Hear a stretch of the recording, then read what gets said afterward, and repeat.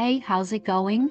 So, remember when your deceased business partner came to you, wrapped up in chains, and he told you you'd be visited by three ghosts?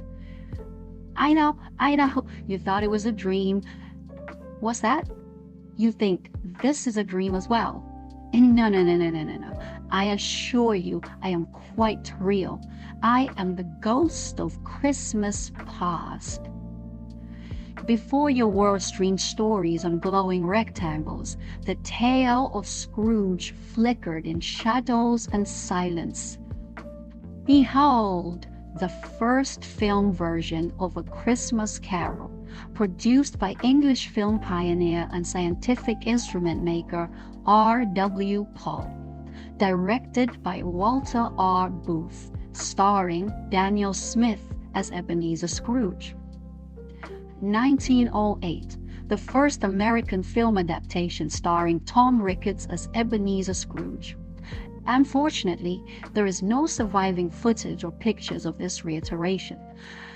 Alas, such was the case for many films made before 1929. But an article in the Moving Picture World magazine praises the film for its faithful adaptation of the Charles Dickens novel. It is now 1910. We are still in America, but we have moved from the windy city of Chicago to the Big Apple. New York City, baby! Starring Mark McDermott as Ebenezer Scrooge. It's 13 minutes long, and unlike its British counterpart, actually features the three ghosts of Christmas. 1913, back in England. This version, in a clever twist, starts with Charles Dickens sitting down to write the story, A Christmas Carol. Scrooge is brilliantly played by Seymour Hicks. This version really highlights the stark contrast between the haves and have-nots in Victorian England. 1916, The Right to Be Happy. Brilliant title. We are back in America.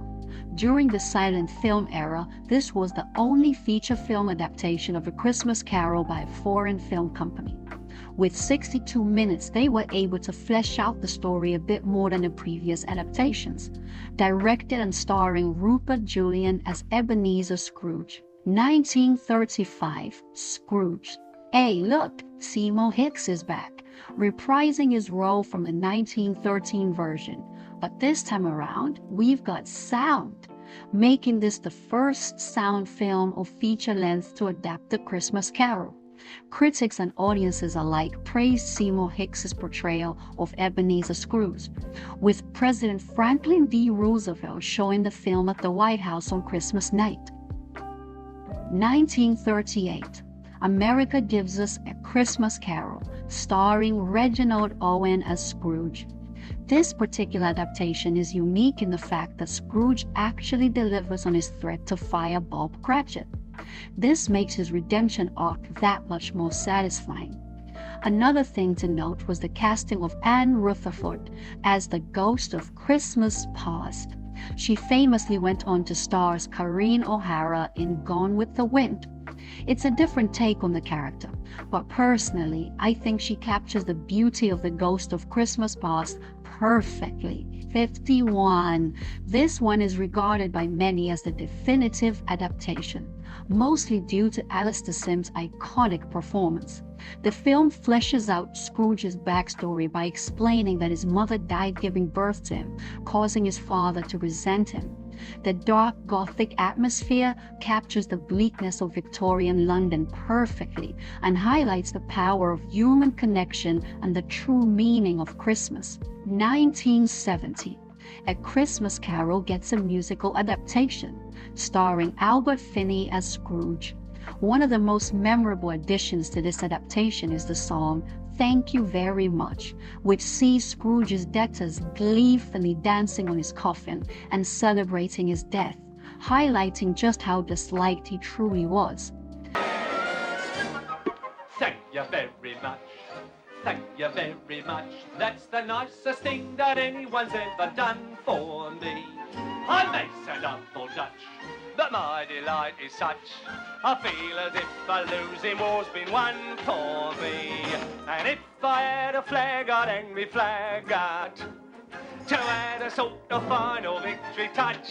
But since I left me flag alone, I'll simply have to say thank you very, very, very much. Another controversial addition was Scrooge falling into his grave and going to hell, a scene which was cut from most television broadcasts for being too dark. Lo and behold, the 90s, 1992 to be exact. It's the end of the Cold War. Bill Clinton is the newly elected US president. Sir Mix-a-Lot is waxing lyrical about big butts. Street Fighter 2 is revolutionizing gaming, and we have a new iteration of A Christmas Carol, this time spearheaded by the Muppets. What would have been a silly adaptation is surprisingly faithful to the source material, with Michael Caine playing Ebenezer Scrooge with complete sincerity. It manages to balance warmth, humor, and bleakness, going down as a cult classic.